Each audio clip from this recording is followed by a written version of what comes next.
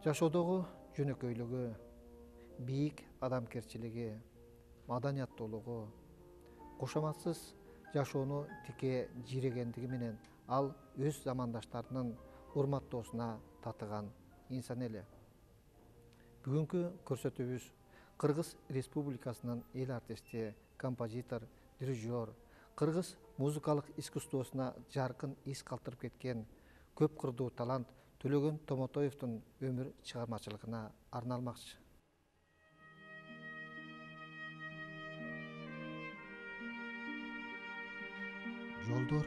Жолдор. Адам болуп төрөлүп, Кудай берген ышыкты пайдалана, ушул улуу жолдор менен учурунда биздин каарман Төлөгөн ага да улуу максаттарды көздөп, борборду карай жөнөсө керек. Ошондогу айылдык өспүрүмдүн алдыда канчалаган чыгармачылык түйшүктөрү, кийинчерээк сейрек кездешкен дирижер деген кесипти аркалап, кыргыз искусствосуна өзүн аттын кашкасындай жазып кеткен инсан болорун ал ушул жолдо баратып, ошондо аңдады бекен. Андыктан бул көрсөтүүбүздү Төлөгөн аганын туулуп өскөн Алтын Чөйчөк ат башынын күн батышында жайгашкан Казбек айылына жөнөдүк. Чет келтебик, орто келтебик, баш келтебик деген улуу чоң төрлөрдөн агып түшкөн мөлтүр көк кашка суулардан тогошкон жеринде жайгашкан Казбек айылынан биздин каармандын балалыгын издедик. Мен 3 жашар кезимде эле атабыз малчы эле, жаңыдан журтка келип көчүп конуп атканда эле, тегеректе отурганда эле ошондо баштап народ тургула элди, тегеректе отуруп. Могу жерге Төлөгөн отурат дептир. Аңгычактан бир жылдан төрөлүп калды. Төрөлгөндө эле ошол жерден эле төрөткөн аялдардын жанында ден чуркап барып турдум, 3 жашар кезимде төрт карап калам. Ана барып эле Төлөгөн төрөлдү деп кыйкырып. Анан эркек бала экен деп алып келип атынан Төлөгөн койдук.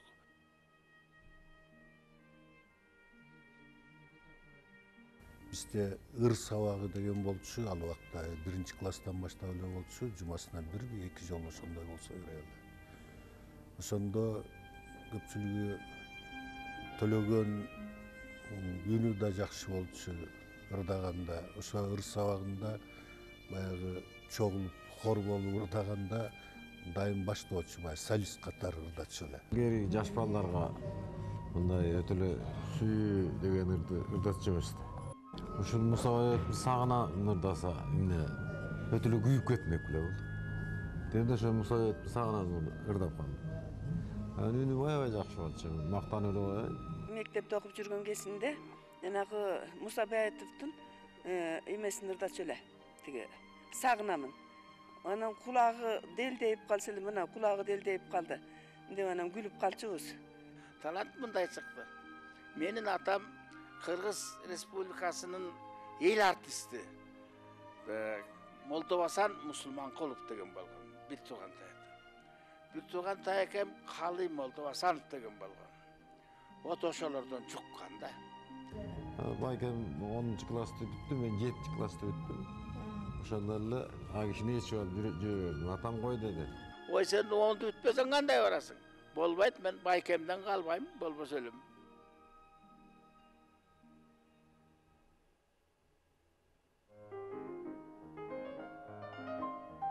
Ошентип жан дүйнөсү музыка деп дегдеген өспүрүм агасы менен Фрунзедеги Күрөңкеев атындагы музыкалык окуу жайына тапшырат.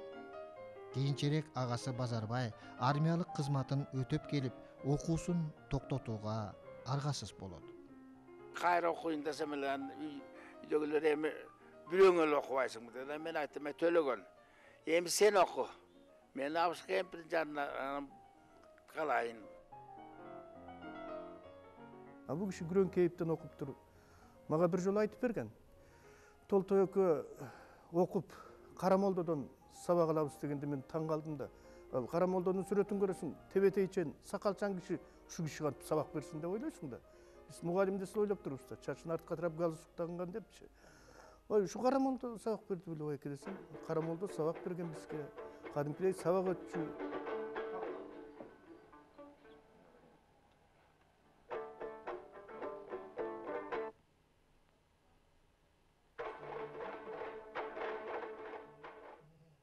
Кийин залкар кыл кыякчы Саид Бекмуратовдон кыл кыяктан сабак алган.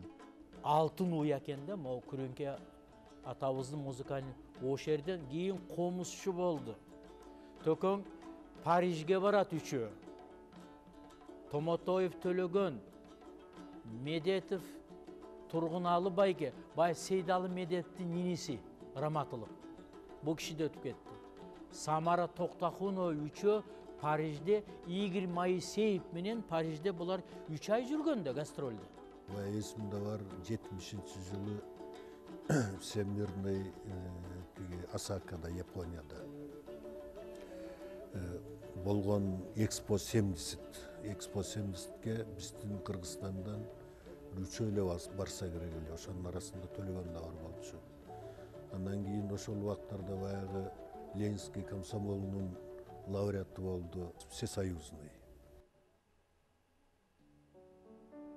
Мана ушундай тубаса шыктуу өспүрүм Төлөгөн 1972 жылы Бүбзара Бишеналиева атындагы искусство институтун музыкалык теория бөлүмүн 1972 жылы бүтүрүп, билимин өркүндөтөт. Ал ошол жылдары Карамолдо Орозов атындагы эл аспаптар оркестринде дирижерлук ишмердикке өтүп, белгилүү композиторлор Насыр Давлесовдун, Калый Малдабасановдун автордук концерттерин даярдап, Жумамөдүн Шералиев, Муса Баятов, Түгөлбай Казаков жана башка элдик композиторлордун чыгармаларын оркестр үчүн иштеп чыгат. Бул дирижерлук кесип мен ойлойт элем өзгөчө депчи. Себеп деген азыр мына өзүбүздө бир 5 миллион адам болсо, мисалы үчүн бир 5 дирижер деп коелу. Ошо 5 дирижер болгондо миллионго бир дирижер болот атпайбы? Ошонун ичинде мына Төлөгөн байке бул өзүн кыргыз искусствосуна чоң аттын кашкасындай жазып кетти десек болот. Бул дирижерлук кызмат бул өтө татаал иш. Баштаганда эл аспаптар оркестринен баштаганбыз. Андан кийин бул театрга келип, театрга которулуп, анткен себеби Эсенгул, Жумабаев жана Султан Мамытов үчөөбүз бир композитордун пленумунда дирижер этип атсак, үчөөбүздүн бирөөбүздү театрга которобуз деп. Ошондо тиги эки жигит болбой, анан мен которулуп калганмын. Бирок мага өзгөчө баягы ошо кишинин элеси калганы жанагы Эсенгул Жумабаев аксакалданчы. Ошону жана Жомоктон кийин деген бир балетти коюп калды да, как эми дирижер постановщик катары. Ошондо эми бул жерден өзүнүн өтө жогорку, мындайча айтканда, баалуулугун көргөздү. Себеп деген бул классикалык оркестрлер болсо биздин элдик жанагы музыкаларды баягы ритмдеринен таптакыр айырма болуп кетет да. Мисалы үчүн 7/4, 5/4-чуларды эткенде классикалык оркестр баягы сразу ойноп кете албаганын байкадым да. Ошондо айтып түшүндүрүп ушундай койгонуна абдан эсимде калып атат. Антаматовди 2 жылдык стажировка курска жибердик Москвага. Фуат Мансуровдун классында болуп 2 жыл стажировка бүтүп келди. Абдан жакшы бүтүп келди. Курска атындагы консерваториянын профессору Фуат Мансуровдон таалим алып калдым. Эми мурун көп эле спектакльдерди дирижер этип жүргөн экенбиз, бирок бир топ нерселерди ошо киши үйрөттү да. Дирижерский жест, мануальный техника, бул деген таптакыр башкача кылып үйрөтүп баягы өзүнүн ыгына алып келди да. Анан чоң театрда көптөгөн спектакльдерди көрдүк. Дайым экөөбүз отуруп алып, ошонун кайсы жери эмне болуп атат? Динамика, фразировка, мына ырчылардын кандай алып барып, кандай ырдап атканын, кайсы мааниге кандай кылып туруп үндү жасаш керек. Ушунун баарын бүт үйрөтүп, жана оркестрдин ичиндеги инструменттердин ыкмаларын бүт кыскасы ошо Мансурдон окуганда баягы караңгы жерде жүрүп көз ачылгандай болдук да. 1984 жылы бизде жанагы маданият күндөрү болуп калбады. Ошондо окуп жүргөн учуру болчу ошол жерде. Анан келип Калый Аксакалдын Молдобосановдун Куйручук балетин өткөрдү ошол жерденчи. Эми мындайча айтканда ар бир спектакльди өткөрүш үчүн канча деген репетициялар керек. Бирок ал киши ошол жакта стажировка жүрүп калганына байланыштуу баягы спектакльдер өткөргөн жок. Бирок ошондо ушу бир эле репетиция менен алып чыкканы бул чоң деңгээлге жатып атат да, өзүнүн баягы кыраакылыгы, байкаштыгы менен алып чыккан. Ошондо абдан баягы элдерге таң калтыра, ой бизди төлөгөн деп.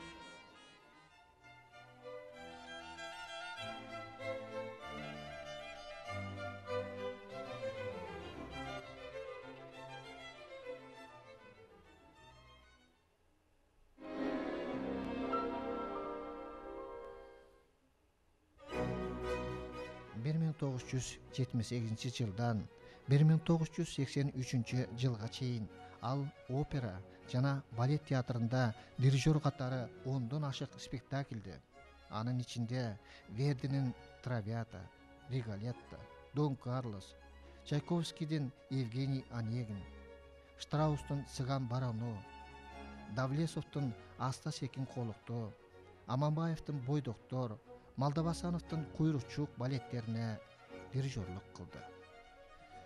Бирок кийинки СССРдин ыдырашы менен маданият искусствого таптакыр көңүл бөлүнбөй калды. Мен азыр ушу көп ойлойм да, ушу театр жөнүндө абдан ичи ооруп да жүрдү. Анан ай баатыр эмне кылып кантип көтөрөбүз театрды, спевка деп коет, спектакльге чейин репетиция кылат да. Анан барып, анан кайра келгенден ушу кабинетибизде чогуу отурганда үшкүрүнүү ушундай, мындайча айтканда, мындай ичи бир толбогонсу айтып калса да, тигинин даяр эмес экен, тигинин муну түшүнбөй атат, формадан кетип калыптыр, жана 2 жыл бекер өлдү биздики депчи.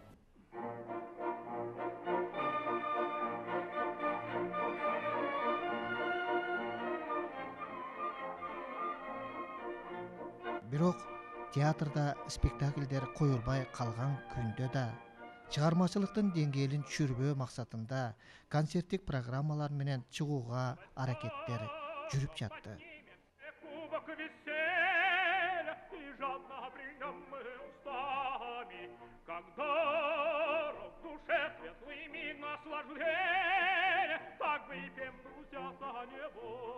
Мындай ойлоп көрсөң, ушу кыргыз, Нукура кыргыздын өзүнүн чыккан мынау чыгармаларын артка тарткансып, ушундай ойлоп атат да. Аны Трубадурду коебуз дейбиз, сельский честьти коебуз дейбиз. Анын баардык театрда жүрүп атат. Баардык бүт дүйнө жүзүндөгү театрларда жүрүп атат. А бирок биздин спектакль дүйнө жүзүнүн театрларында жүргөн жери жок да. Бул эми кыргыз искусствосу дегенде действительно баягы өлүп калчу десек болот да. Анан ошон үчүн накка негизи патриот болчу Төлөгөн Байкечи. Төлөгөн Байке экөөбүз абдан көп сүйлөштүк. Ушундай да оюбузга келген Боореки ай чүрөктү мен ордуна келтирейин. Анар деген бир спектакль бар эле, Бакыт ошону сен алып келтирбейсиңби? Андан кийин мен дагы башка деп анан Аршын Аллан деген Гаджибековдун эмесинде ушу Байке ордуна койду да.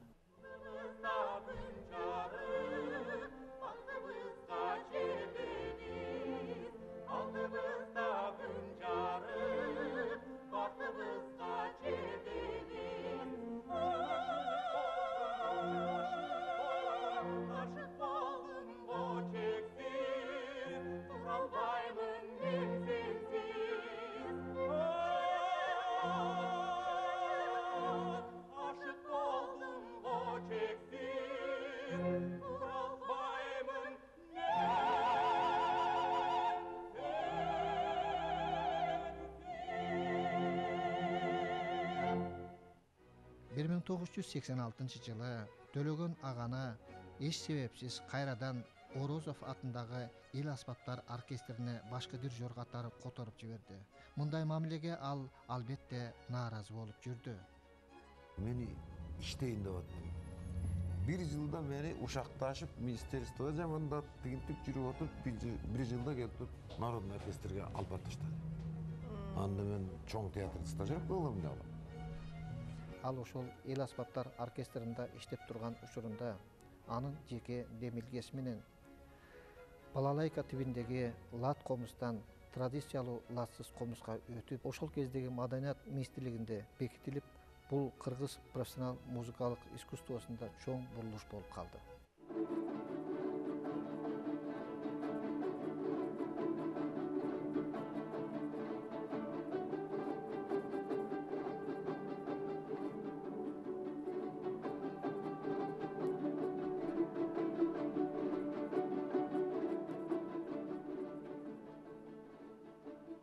Ошондо ойлоп көрсөңөр, жана 3 түрлүү ладовый комус, бул жана балалайканын эмесине тембрине окшоп калчу да, анан нукура мына өткөргөн ошо Төлөгөн байке деп атпаймынбы. Аккордтору жазган, аккордду кандай алыш керек, кайсыл позициян кандай болуш керек, ушу Төлөгөн байкенин эмгеги. Буга чейин бир дагы дирижердун ушу башына келген жок. Айланып кетейин, ушу канча жылдан бери комусту келип балалайка менен чертип атабыз, орустун балалайкасы менен. Өзүбүздүн комус турса деп туруп, анан кийин ушуну комуска отургон ушу киши болгон. Мына ушунун эң чоң эмгеги. Ошондон бери мына комус менен келатабыз. Бир күнү Төлөгөн байке дедим. Боореки, сиз капкаякты бир баляны баштап деп тамашаласам, ай Баатыр эмне болду дейт. Байке бизге түшүндүрүп мындай эметпейсиз, өзүңүз эле десем, ай Баатыр деп туруп, анан ошо чоң баалуу нерселерди айтып берген.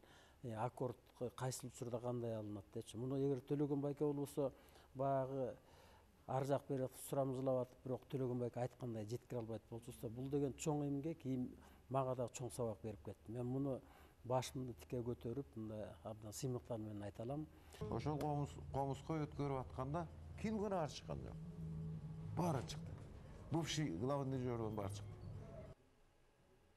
Болбойт. Окут китеп жазыш керек. Окуу китеп жазыш 20-30 жылдап жазыш керек да. Өзүнүн китебин жазбадыбы?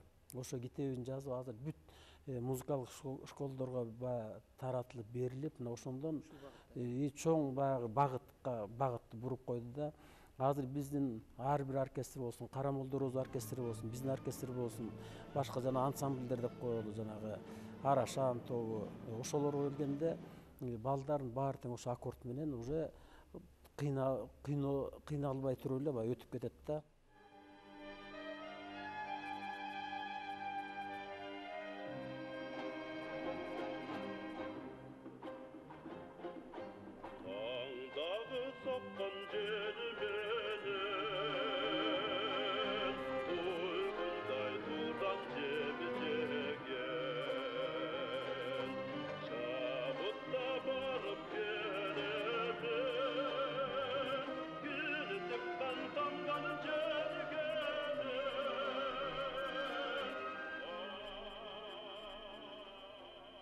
Böyle'nin yoldaşlarım oğun çıkara başladı. Beşaki Canдар, Жөн Сыдык degендей.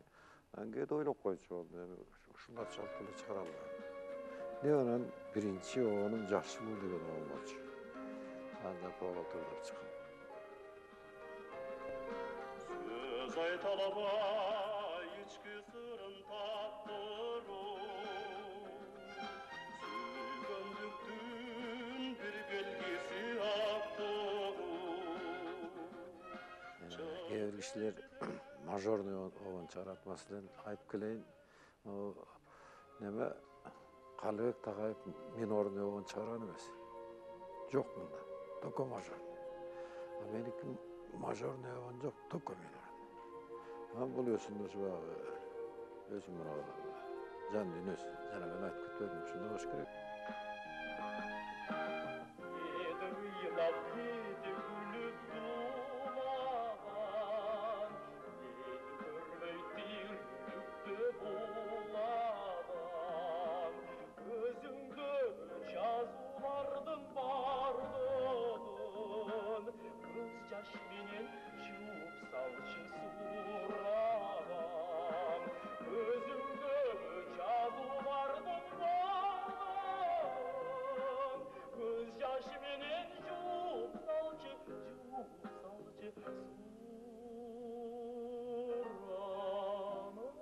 Төлөгөн аганын жан дүйнөсүнөн жаралган өмүр көчү, Баатырдын жергеси, ата журт, керемет добуш сыяктуу татынакай обондору пайда болду.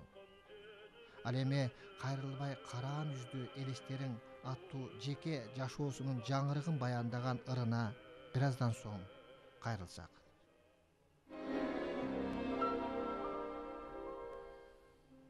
Бул жүрөгүндөгү нерселер кайнап турса дагы бул айтып мындай бир сыртка чыгара алчу эмес. Бук болуп атканын сезчүмүн, көрчүмүн кээде.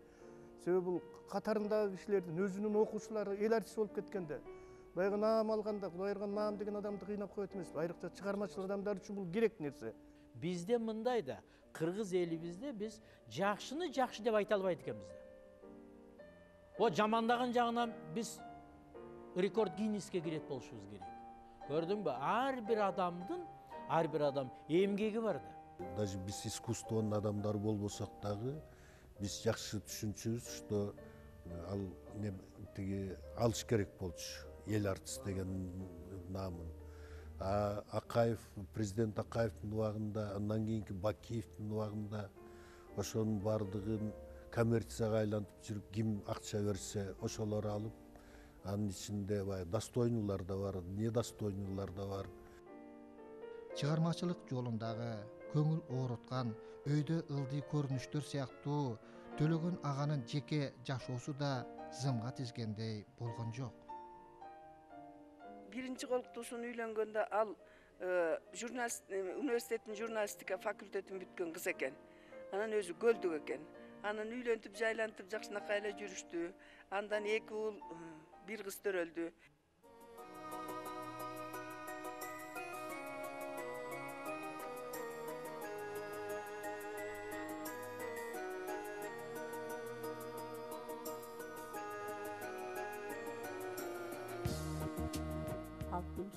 Жылдары тааныштык филармонияда. Ал кезде ошо филармония биздин студенттерди эмеге чакырыптыр, вечер болуптур.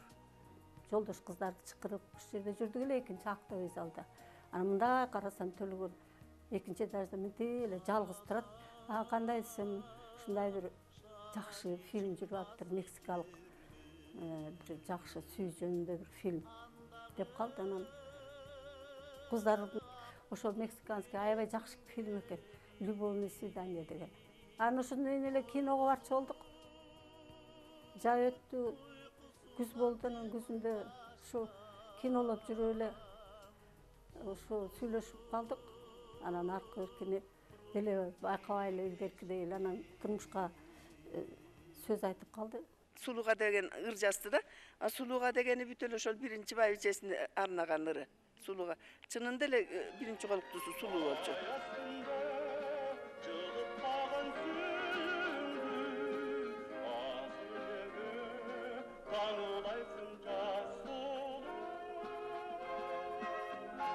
Баары жакшы болду. Мен өзүм керек болсо бактылуубуз деп Төлөгөнгө айтчым. Бактылуубуз деп. Анан эми турмуш деген турмуш экен. Анан кийинчерээк эле өздөрүнүн ыкыбалы келишпей эле биз ушундай болуп калдык дейт. Биз көп тейлидик. Көп кой, ал бул эле балдар турат тигүү десек, жок, болбоду. 3 жыл экөө бөлөк жашады. Экөөбүз урушуп кеткен жокпуз. Жашоо болбой калды. Жашоо такыр эле болбой калды. Мейли эми барса барып, балким балдар турбайбы, кайра келер деп. Эгер андай эмең болсо барбайсың, баргын. Мына үйүң турат, жайың турат. Эгер тижело болсо кайра кел дедим. Кыйналсаң кайра кел. Бул ажырашуу Төлөгөн ага үчүн да оор учурлардын бири болду. Ошол учурларда кайрылбай караан жүздүү элестериң ыры жаралат.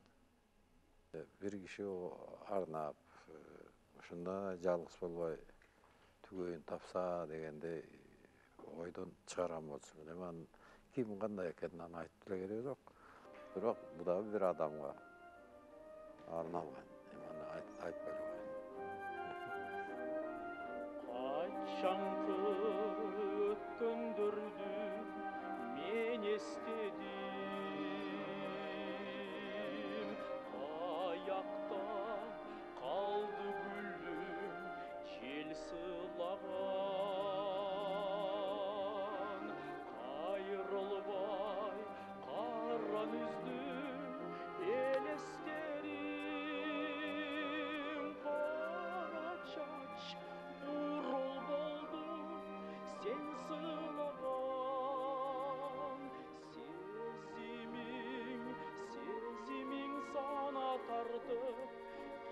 Kesterim sen dağı жүрдің бекен естеп мени. Мага бир жолу кайрылып калды, бир сөз жазып бербейсиңби депчи. Анан кайрылбай караан үстү элестериң дегенди мен өзүм атын мен койдум ба ырдын эмесине карата. Бирок ал киши сюжетин айтып берген. Ушундай болсо адамдын өмүрү өткөндөн кийин канча жылдан кийин бир жолугушуу болот. Адам өткөнүн кеткенин эстейт. Баарыбыздын эле өткөнүбүздү кеткенибизди эстей турган бир нерселер бар да. 15 жылдан кейін ошол сүйгөн мурунку аялын көчөдөн көрүп, ошондо жанагы арманын айтып турган кези. Анташкан айдын көлгө коналгады. Алтыным биз бактылуу бола албадык. Анташкан айдын көлгө коналбадык. Алтыным биз бактылуу бола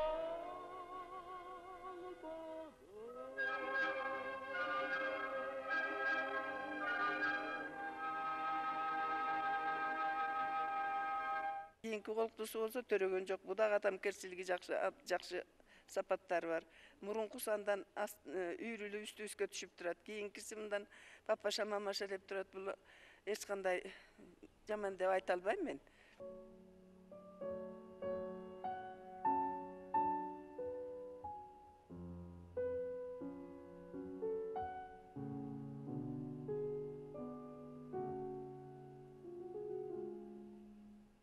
Оркестрга 1970-жылы келип учушам бүткөндө келип ал жерге келип иштеп калдым.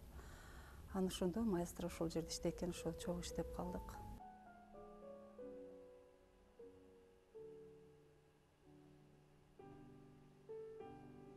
Өзү кийин айтып калды да, бул ошо сени ошо жумушта иштеп жүргөн эле биздин улуу эжеке, маэстро үйү ажырашып жүрдү да, ошондо бир эже айтыптыр да, ошо айтпайбы сага ошо ылайык болот, абдан сен ошого үйлөнсөң жаңылбайсың дептир. Ошону өзү кийин мага айтты да.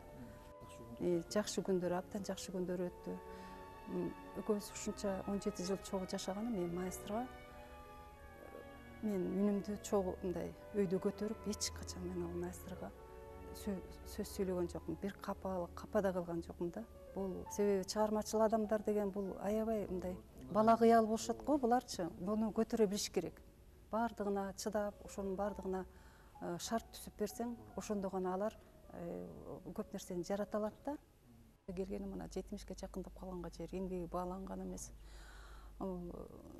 Дагы ошо Кудайга шүгүр, кеч болсо дагы ошо Роза Отунбаева эжекебиздин тушунда ошол эжекебиз ошо маэстрого окшогон көп көмүскөдө калган кишилерге берилбейди бул, берилбейди наамдарчы.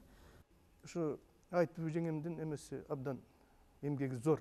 Бул киши тиги ишин болбой атканына болбой чуркап жүрүп, баягы искусство ишмерлерине кол койдуруп жүрдү да. Биз кол коюп бердик.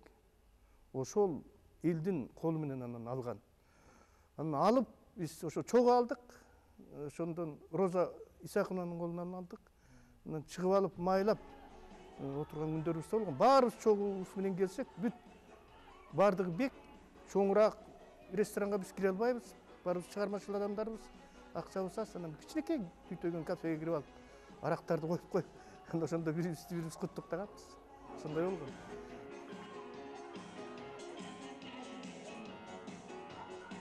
Үйдөн болсо негизи маэстро аябай спортко жакын болчу да. Кичинекейинен эле ошо муз теп, коньки теп, лыжа теп, ошо тоодон ошо айылга барганда көрсөтүп калчу, мергенчиликке чыгып. Тоого чыкканда сөзсүз түрдө чаначты байланар эле. Айрандан куюп, жармасынан куюп, нанды өсүнчө бир баштыкка салып, анан ушу бул чанаштан ичиш керек. Чанаш деген бул кыргыз баласындагы эң табылгыс асык Bunu biz şaharda koldan albayız. Bunu şu yerge gelgende şul atamdın üyünen koldanım. Şu yerde şul aksakaldardın üyünen koldanım. Devan oşol çanaçın ösü getirdi gayra çanaçtardın için suuga nimetip jibitip anan büktep duran koyup ketecek eken. Emdigi jile Kuday pirse gelgende şu çanaçka gayra nime asıp kuyup alıp toğuga çıgan.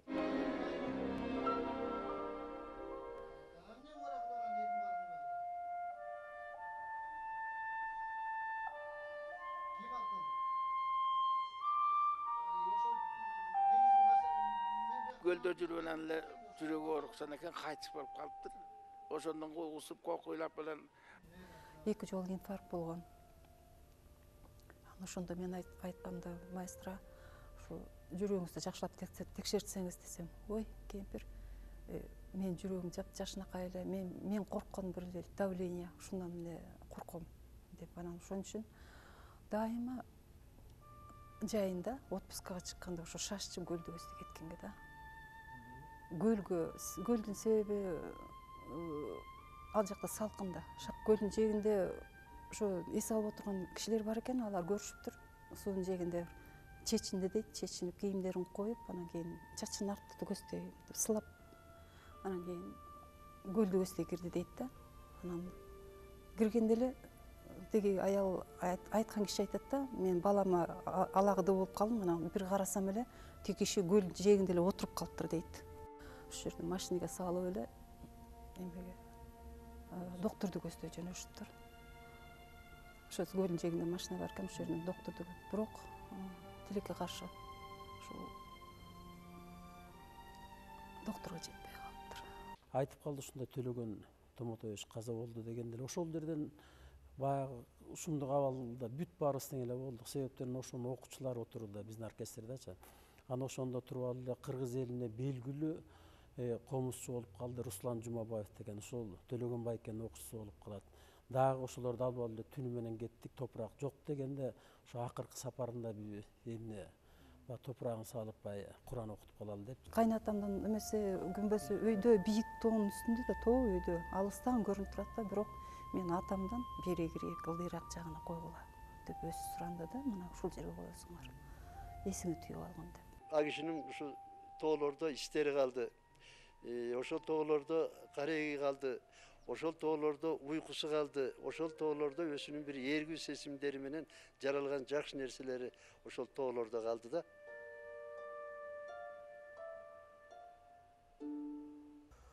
Тоолук балдардын, тоосу жок балдарга караганда, мисалы Каракулжанын, Алайдын же Атбашынын балдары башкача болот экен да. Тоолук, тоод өскөн жигиттердин мүнөзү ошо тоонун суусундай шар, курч, тоодон агылып түшкөндөй. Анан буларды баягы тоонун суусун тосуп кес куруп атпайбы анан? Жайкалган баягы көлгө айлантып. Булар оңой менен ошо көл болуп бергиси келбеген. Болгону болгондой айтып, түз аксы келген, түз аккан.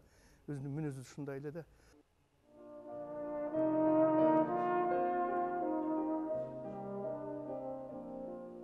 Жолдор. Мына ушундай улуу жолдор менен адам баласы улуу максаттарды көздөп жол тартат экенбиз. Кандай деңгээлде ошол максаттарды өтөй алдык? Суроо коебуз өзүбүзгө. Бүгүнкү каарманыбыз Төлөгөн ага да өзү өтсө да кыргыз искусствосуна өчпөс из калтырып кеткен эмгегин саргайып кала берчү жылдардын бүктөмүнө калтырбай кийинки муун үчүн айтып турсак дейм.